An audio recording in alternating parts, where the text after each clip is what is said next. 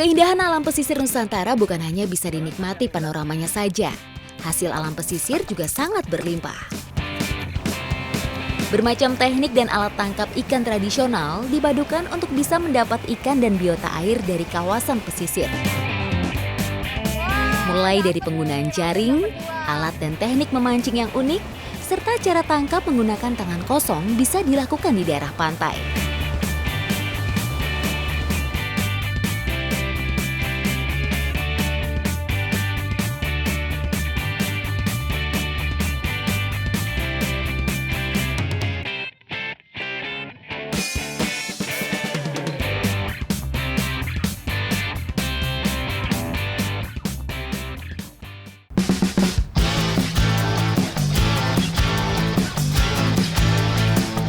Ekosistem laut yang masih terjaga tentu juga akan sangat berdampak bagi kehidupan masyarakat pesisir.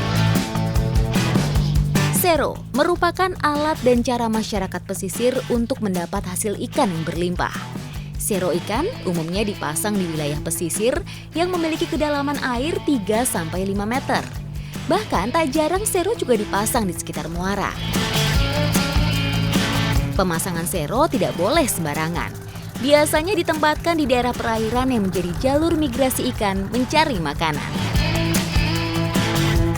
Nah, ini kita akhirnya sudah sampai di perangkap yang sudah dipasang beberapa hari lalu. Ini kita mau ambil hasilnya, semoga aja banyak. Sero merupakan perangkap ikan permanen karena terdiri dari tiang-tiang kayu yang dikeliling jaring. Sero merupakan jebakan raksasa bagi ikan. Jaring sero didesain supaya ikan mudah masuk dalam sero, namun susah buat keluar. Wah, nah ini bagian sini harus diangkat lebih dulu karena ini adalah bagian pintunya. Jadi harus diangkat naik dari air supaya hasil-hasilnya ini tidak kabur lagi. Biasanya hasil tangkapan ikan di sero sangat bervariasi, mulai dari ikan-ikan karang, pelagis, maupun dari jenis biota air lain seperti cumi-cumi. Oh, ini hasilnya macam-macam banget loh. Ada ikan, ada rajungan, ada cumi, ada sotong. Sero merupakan jebakan ikan permanen yang dipasang di daerah pesisir. Banyak nelayan yang mulai menggunakan sero karena perawatannya yang mudah. Nah, jadi ini lagi masang pajepa atau pasak yang berfungsi untuk menahan si jaring ini ke bawah. Jadi dia akan tetap tertutup sampai bawah. Dan ini kedalamannya sekitar 4-5 meter. Biasanya tiang-tiang kayu sero mengalami pergantian setelah lebih dari 3 tahun beroperasi. Sedangkan untuk jaringnya sendiri, selama tidak jebol akan terus terpakai.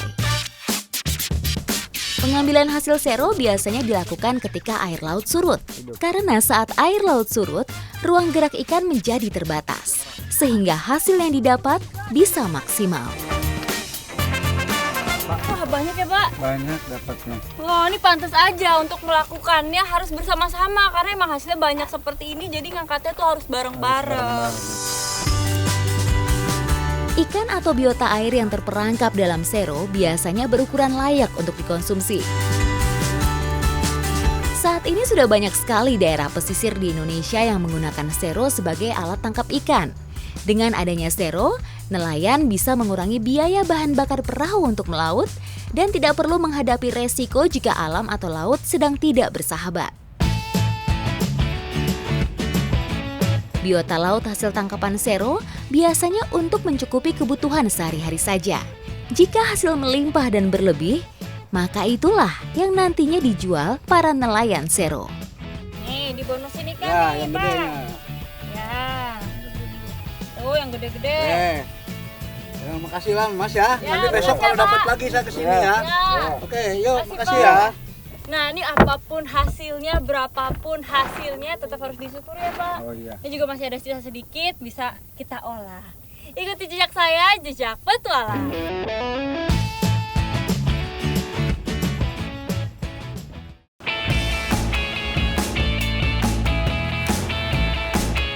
Metode tangkap ikan dari bibir pantai yang masih banyak dilakukan masyarakat pesisir lainnya adalah pukat darat. Nah, ini jadi jaringnya udah mulai ditebar nih. Jadi perahunya membentuk U biar nanti bisa ditarik dari darat. Jadi bedanya kalau biasanya jaring dilempar di tengah laut, kalau ini kita tebarkan dengan si perahunya ini. Aktivitas penangkapan ikan sudah dimulai sekitar 100.000 tahun yang lalu. Berdasarkan sejarahnya, kegiatan penangkapan pertama kali dimulai oleh bangsa Neanderthal. Bangsa tersebut melakukan aktivitas penangkapan secara sangat sederhana, yaitu dengan menggunakan tangan tanpa bantuan alat penangkapan. Seiring waktu, aktivitas penangkapan mulai berkembang dengan ditandai adanya alat bantu untuk menangkap ikan seperti jaring atau pukat. Meskipun teknologi penangkapan terus berkembang, namun pukat darat masih banyak dilakukan oleh masyarakat pesisir di daerah Sumatera, Jawa, Bali, dan sebagian Sulawesi. Buat ngebentuk satu lingkaran penuh, itu dibagi jadi 2 tim. Nah nih, saya agak ngegeser ke kanan, ini supaya lingkarannya semakin kecil ya Bli. Jadi nanti jala yang udah kita tebar tadi, lama-lama maju ke depan, terus ukurannya semakin kecil.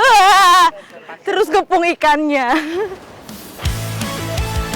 Teknik penangkapan ikan ini membutuhkan kerjasama banyak orang. Mulai dari yang bertugas menebar jala hingga yang menarik jaring. Biasanya masyarakat tahu sekali waktu di mana ikan banyak bermain di wilayah perairan dangkal. Saat itulah pukat darat baru bisa dilakukan. Jadi tanda-tanda jalannya udah mau dekat. Tadi putih-putih yang diikat di sepanjang jala itu, dia udah mulai mengapung. Tapi sekarang belum ada tanda-tanda dia mengapung.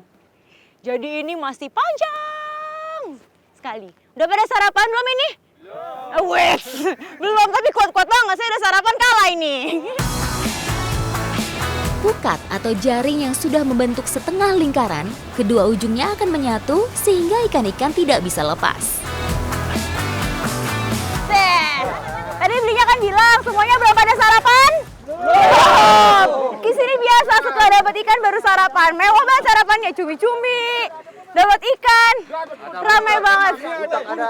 Wih, ada ikan beracun juga. Jadi sebenarnya nggak ada target sesuatu. Jadi setiap hari ngambil pakai jala, surprise. Tadi saya juga nggak nyangka ternyata dapat ikan buntal kayak gitu. Jadi yang kita dapetin itu kejutan. Bisa cumi-cumi, bisa ikan tongkol, bisa jitik. Itu apa? Itu apa? Itu apaan? Belut itu, belut laut. Belut laut. Bisa dapat belut laut, pokoknya macam-macam. Tapi yang paling seru, tuh. Tapi yang paling seru, ramenya. Semangat pagi-pagi, ngantuknya hilang sama sekali. Ikan-ikan hasil tangkapan nantinya akan dibagikan kepada semua orang yang terlibat. Tuan peraulah mendapat hasil paling banyak karena sebagai pelopor dilakukannya kegiatan ini.